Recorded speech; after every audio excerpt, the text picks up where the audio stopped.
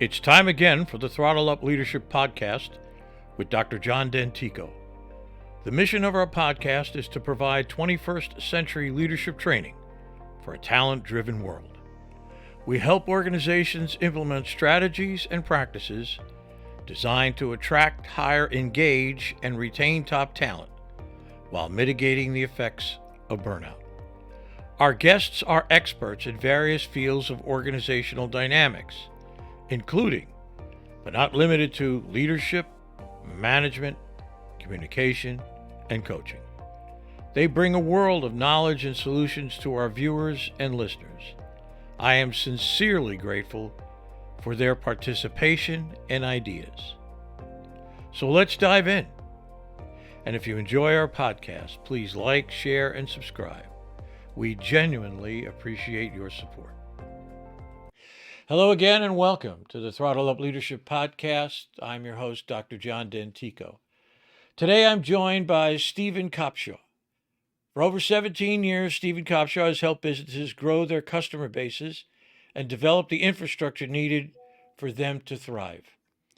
He is an accomplished entrepreneur and business leader who has a long history of success in transforming struggling operations into profitable ventures in the health and wellness industry.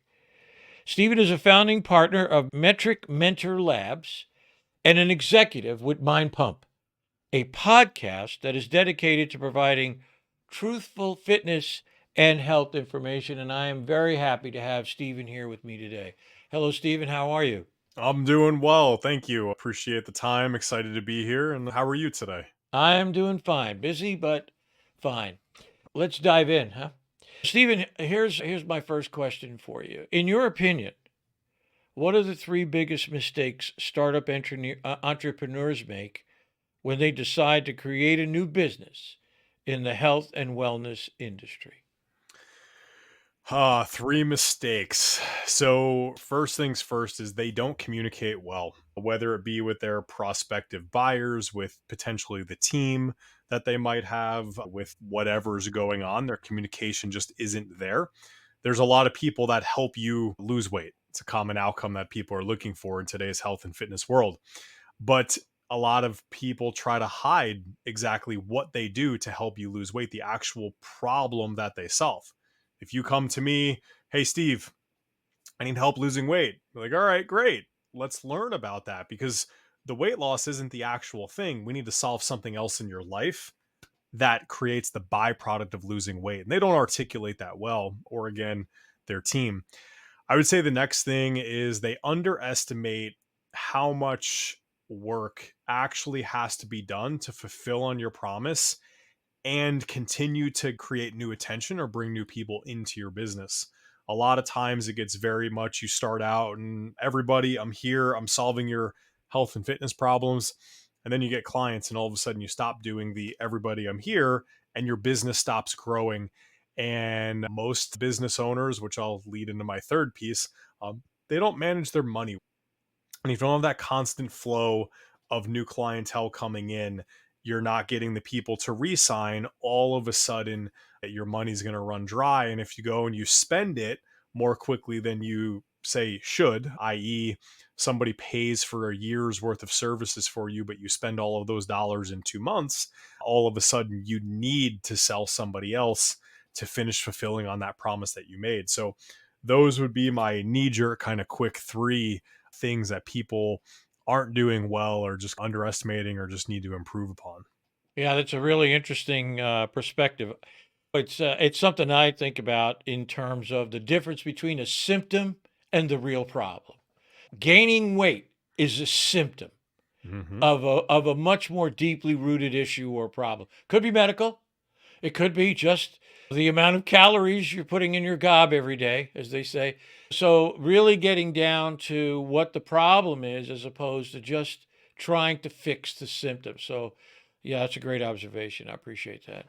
Let me ask you, I know you're an advocate, and I want to talk to you about this because in our work up to this, you had mentioned this. I'm very curious about this. But I know you're an advocate of the freedom framework. What is it, and how should entrepreneurs use it? Yeah, so the freedom framework, let's little history here. I grew my portfolio when I owned brick and mortar gyms and massage studios to 17 different locations. And sometimes were significantly easier and smoother than other times. And most people that have this entrepreneurial career. And as I started transitioning into consulting, I really sat down and spent time just thinking historically, what are the things that I was doing when everything was going well? And more importantly, what are the things that I was or maybe wasn't doing when everything wasn't going well? And really tried to think through all of those pieces. And you hire a coach, a mentor today to learn the things that they've done. But what's not so much said in there is to learn the things not to do that they've done and know not to do. That's really a big kind of benefit that you get. And I wanted to make sure I had something that really resonated, people understood, and they desire. The second side of it is I believe most people today, which my big kind of reckoning for this happened about 10 years ago, are working hard. They just don't know really for what. About 10 years ago, I just had this big moment where I had 4 or 5 businesses at the time, and I just wasn't happy. Outside in businesses don't have to wake up every day at 4 a.m., stay up till 10 p.m., and money's probably there. You own businesses, et cetera, et cetera. And at the end of the day, it wasn't what I wanted. But the problem is, I didn't know what I wanted. Now, I was running away from something. I was making sure I wasn't going to be poor, and that's a powerful motivator. Fear of going in a bad place is a motivator, but you could run around circles around a little dot using a lot of energy and never get to the dot, which is a good thing. But at the same point, you're never moving in a straight line somewhere you want to go. So I really understood, and it was a big conversation with a mentor with me at the time, that I was chasing a version of my own freedom. That's what I wanted. And I kept on getting more businesses, but it wasn't giving me more of my freedom and all of these things. So I kind of smashed all that together in what is today the freedom framework. So the freedom framework, 7 letters, it's a 7-step process that every business owner, entrepreneur, business leader should use in order to figure out what they need to work on and how to work on it. Step 1, the F, is filter, a systematic process to understand what your business needs most, where your attention needs to be. Step 2 is relate. Once you identify what you're focusing on, what your team is focusing on, relate it to a person. I liken it to going to take a CPR class. You don't just go in the middle of the room and say, someone call 911. You point to somebody specifically and you tell them to do it. So the room doesn't make assumptions that somebody else has it. Step 3, the first E, is educate. We need to educate ourselves on the ways we can solve the problem, the potential outcomes we can create, the potential different solutions that there might be to solve this problem.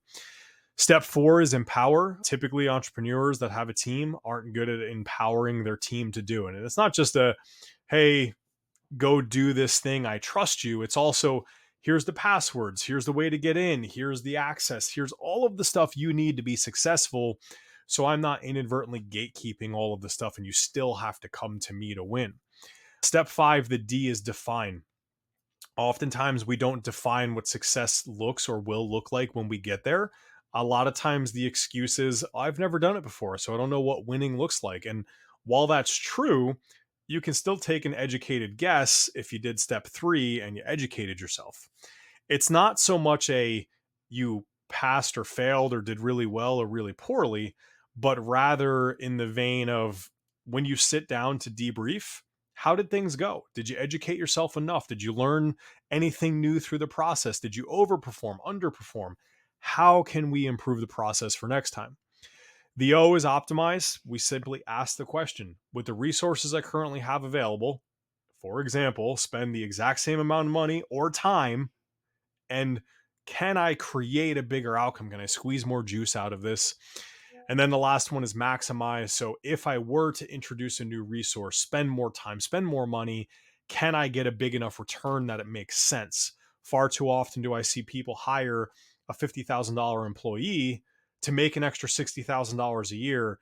And I can guarantee you that extra $10,000 of top line revenue is not worth the time, the attention, the leadership, the accountability, the infrastructure, the systems, all the stuff you have to do to make that extra 60 grand. So from that perspective, it's just that structured way of ultimately, what am I going to focus on? How do I educate myself so I spend enough time, but not too much time? And what actions do I need to take to actually get it done? Great. I just want to hit off a couple of points. One is empower. And another word for empower, if you looked it up in the dictionary, is delegation. And we've talked about delegation for 50 years. And the knock, and I think you aptly laid it out. The knock against delegation is many times has been we delegate the responsibility without the authority to carry out the responsibility.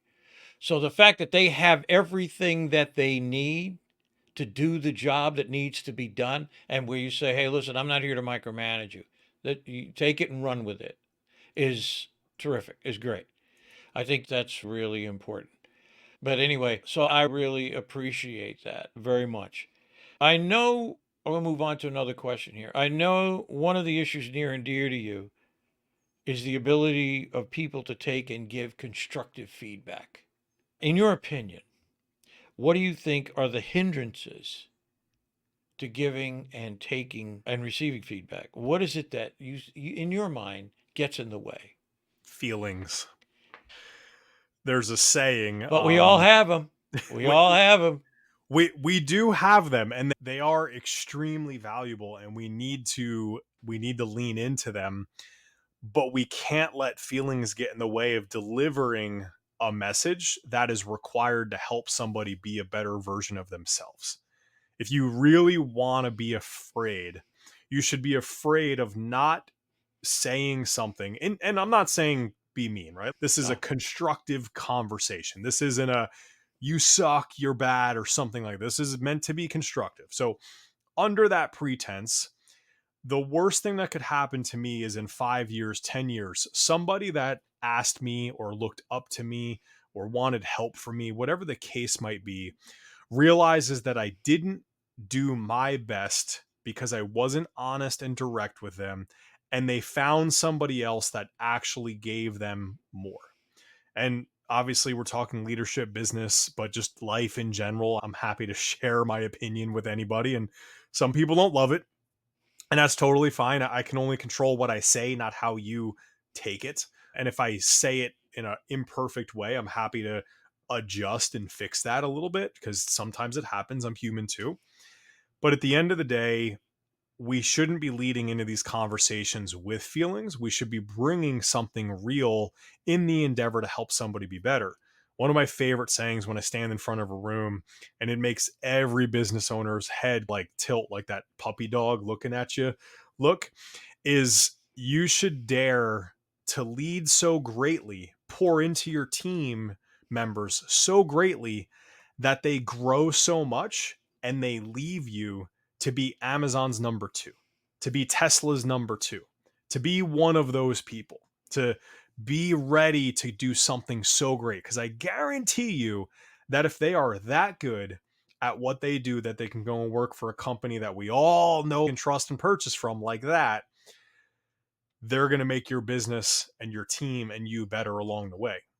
And sure, we don't like to lose an employee. It's never easy, but if you pour into that person and you love them that much and you give them that much, they will absolutely 100% make sure you're not going to hurt when they leave either, because it's going to be the right relationship. We're so afraid to give people feedback for fear of hurting their feelings, but also you're ultimately robbing them of the chance to grow, which that fear or that should scare you more than anything, in my opinion. I agree. I think one of the problems is we haven't taught people enough about how to give feedback. I think that to me is an issue, a hindrance. If I can't sit with someone in a conversation, a coffee shop, and say, listen, here's my perspective on what you're doing. Here's the way I think you can improve. And let me tell you my reasoning. And you lay it out in a very simple, logical form. I think rather than this off the cuff, as you say, mean, almost to the point of being vindictive, Mm-hmm. which is not the same Correct. which is not the same as being firm and fair. Being firm and fair is not the same as being mean and vindictive. You may have to, a person may have to figure out the differences and how to do it. How to do it. I'm a very practice oriented guy. I'm all about what do you do? How do you do it? Okay. That's where I live. I live on that side of the leadership equation. And to use you could say a sports metaphor here for a second, I don't give people books and videos on how to be a leader or how to play golf. I want to take you out on the links and let you hit the ball. Yep. Okay. You see what I mean? In other words, my work has always been around practices. And I think teaching the how of giving feedback is, to me, very important. Any reflection on that? Yeah, it's funny you bring that up. A lot of my clients that I get to work with, we approach learning the feedback loop with more of a system. And the two systems that I use, one is called Three Sheets, and the other one is a scorecard in a business. Scorecards, probably something most people are a little more familiar with. And hey, you're supposed to produce this outcome. You achieved it or you didn't. Here's your performance level against the target, and here's your score card. Simple and easy, black and white. But from a soft skills standpoint, which is where this feedback and a lot of people let those feeling issues come into play, I use a 3 sheets process. And sheet number one, all the things I love about you, and I want to continue to support your growth in these areas. What can I do? Sheet number two, the things I can tolerate. I'd love for you to change and grow and be better here, but at the end of the day, I'm still going to welcome you here. But what things can I do and support your growth in these areas? And the direction we're going, sheet number three, is the things that are effectively derailers or the items that will jeopardize your continued employment with me. And I want to help grow these things or move them to a sheet two or even a sheet one item. So, how can I support you and grow them with you? Right. And it forces conversations because even hey, you're nice. I like your hair. I like this thing. You did a really good job. All the positive stuff.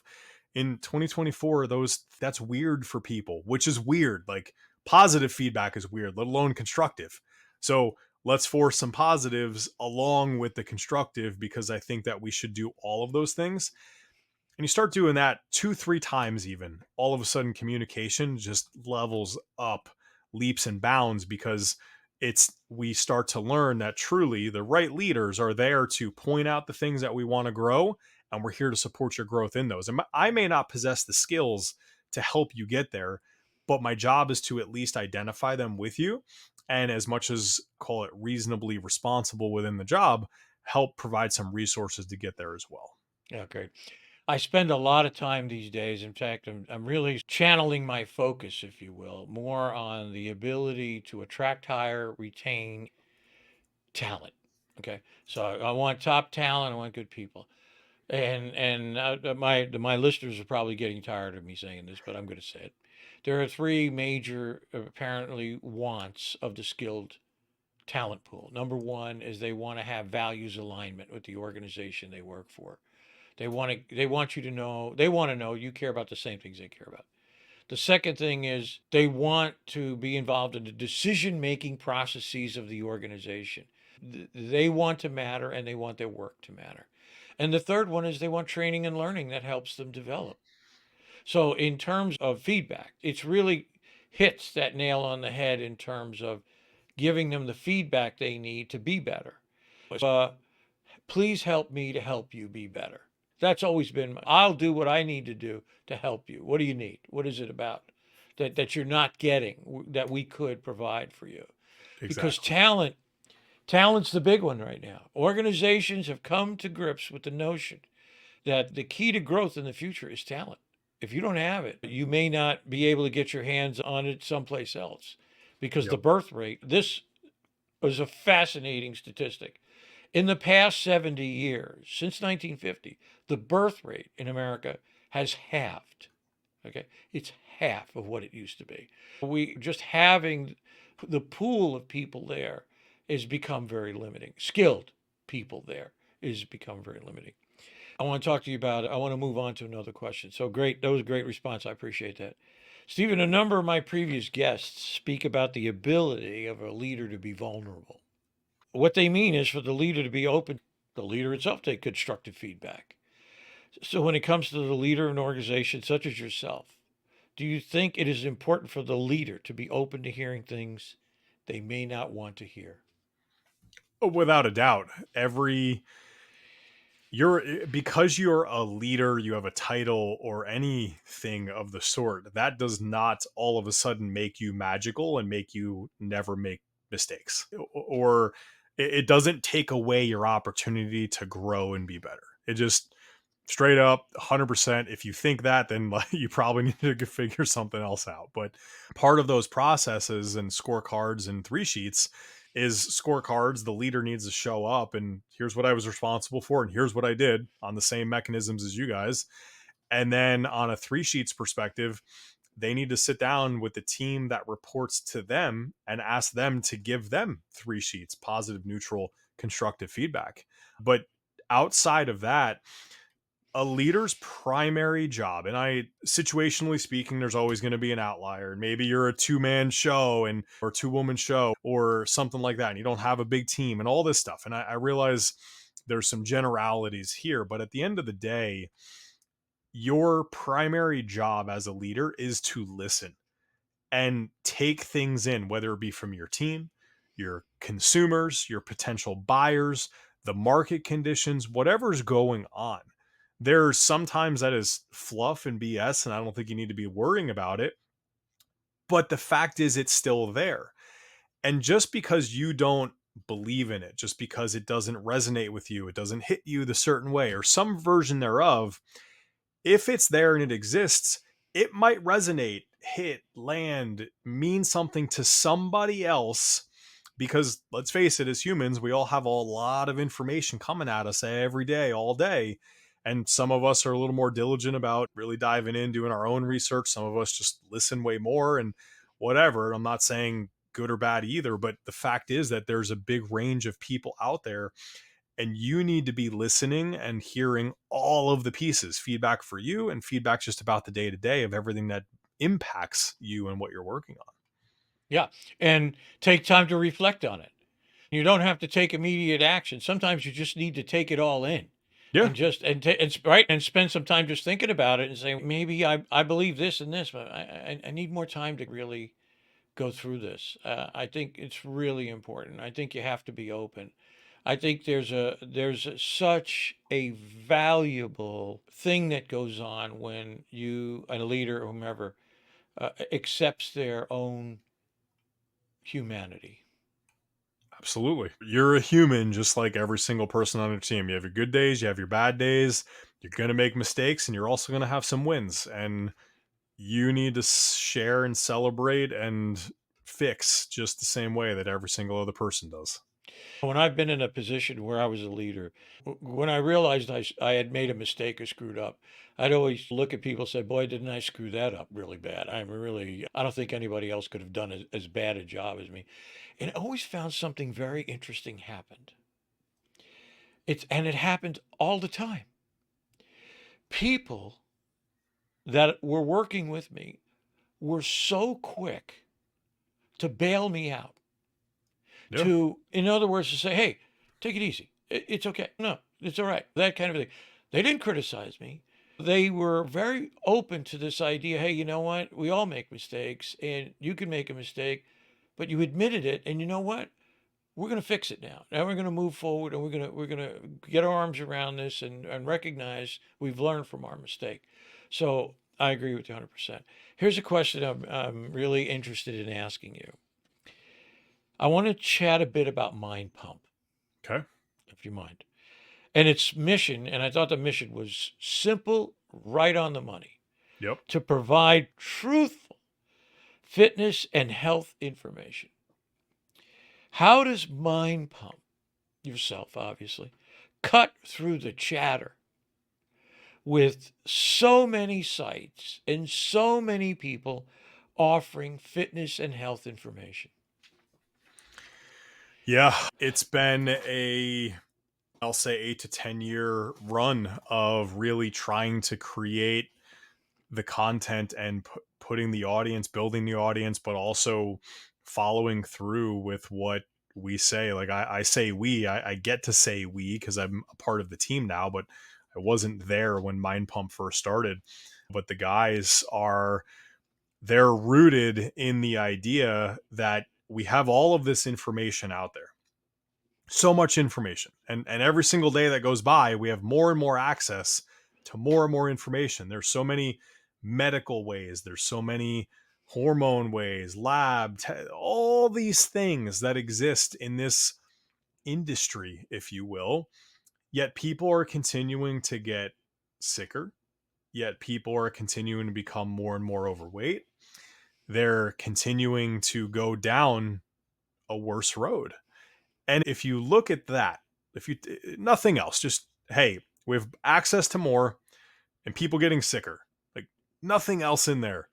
But that's weird. Like that is fundamentally a problem. So when we Illogical. It's fundamentally illogical. yeah, one plus one is not equaling two in that scenario. So it really, for them, started in what we have today, but for them started as a mission of here's the way we see everything. And some of it backed by science, some of it backed by experience. And through their time and through their business, they've been able and lucky enough and fortunate enough, but also these people as well, to have some amazingly smart people, doctors, all the time that share information that are coming from true science backed stuff. So it's not even just them, but it's also a culmination of some of the best people in the health and wellness industry giving information. And I got to join the team a little over a year ago at this point, and it really was to put together what is our army to go combat this issue, which is all of the personal trainers and the personal training and fitness industry specifically, where we've built and launched an entire course around the idea of helping them grow their business to be successful and make money, but by way of creating success at a higher rate for people. Now, the one thing that we can't ever change is a person's willingness to do the work, quite literally. But all of a sudden it becomes really profound when you get it, when it clicks. Like you ever speak to that health nut, that fitness nut, that they're just like, I eat my protein all day, and it's I don't understand that. Like, how do you not chomp down on a bowl of pasta, eat some really good pizza? Like, I'm confused. But when you go through a process for a year or 2 years and you really work on like simply adding lean muscle mass to your body, and your entire body changes, your metabolism changes, and you break out of this realm of I need to cut my calories, I need to drink this special shake, I need to do this, I need to do that. You realize on the other side of I eat all my protein is I can go and eat some pizza and have a bowl of pasta and have that drink, because that one little thing comparatively isn't going to mess with the metabolism that you've built. And I think through that belief, it's literally today on Instagram, sorry, a little tangent here, but That's today okay. on Instagram, there's a woman that I've followed for a couple of years now, and she's a fitness influencer, if you will. And she basically said, oh, hey, I haven't been showing up and I've put on some weight. And I'm going to stick to my 21-day, whatever she called it, and I'm going to get back to where I need to get to. And I read all of the things that she's eating and telling people that they should do.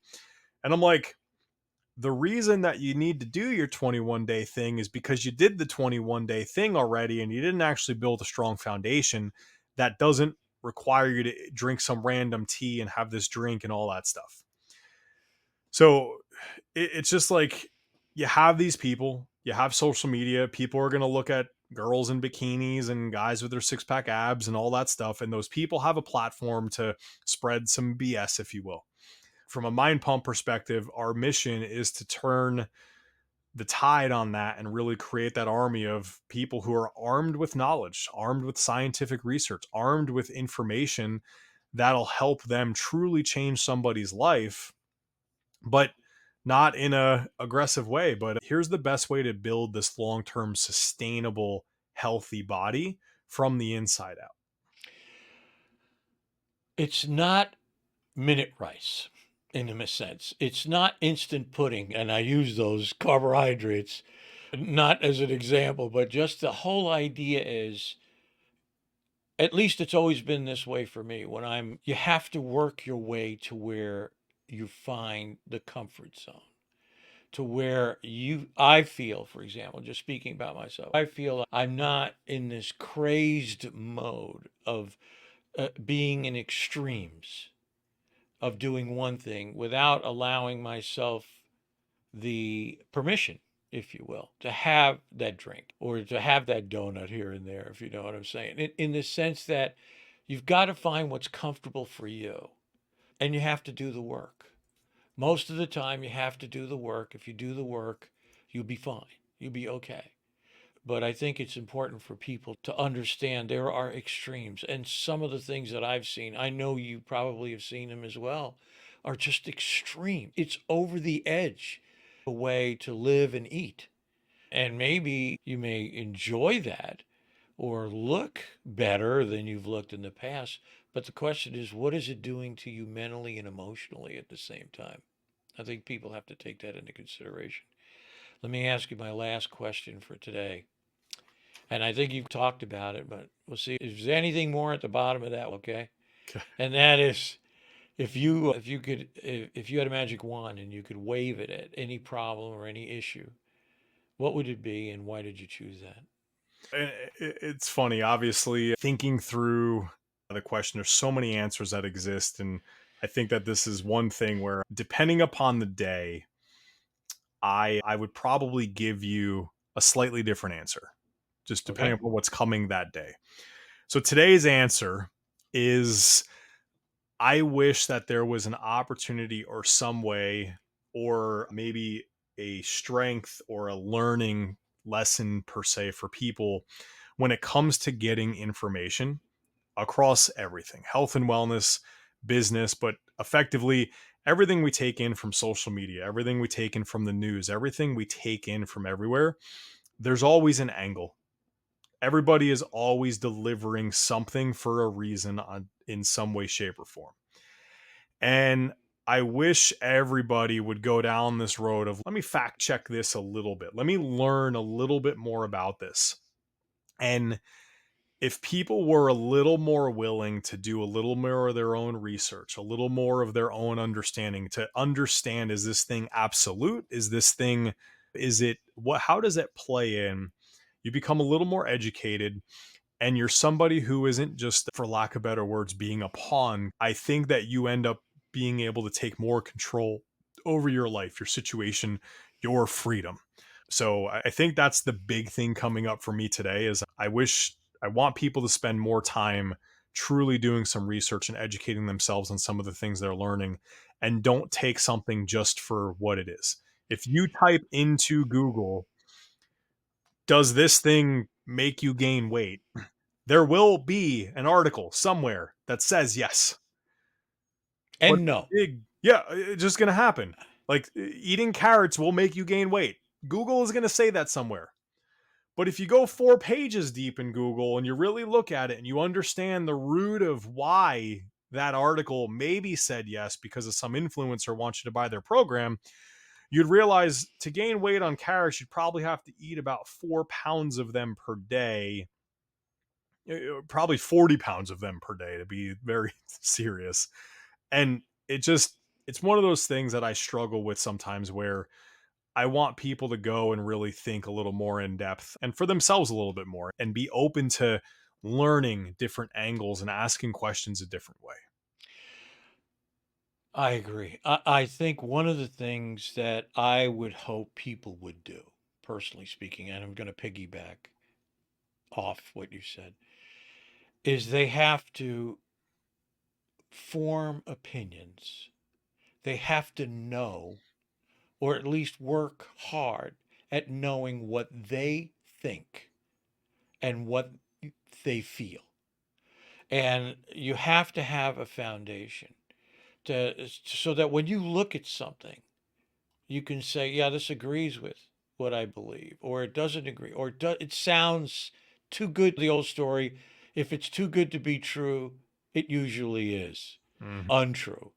So I think it's really important that people take the time to do the research, dig deeper than just the surface, and find out what matters and what the truth is, what is really pertinent to their lives and how they want to live their lives. So I appreciate that very much. Stephen, you've been an outstanding guest. I appreciate your time and your effort here today on the Throttle Up Leadership Podcast. I wish you and all your colleagues continued success in the future. Thank you so very much. Thank you for having me. Great to have you.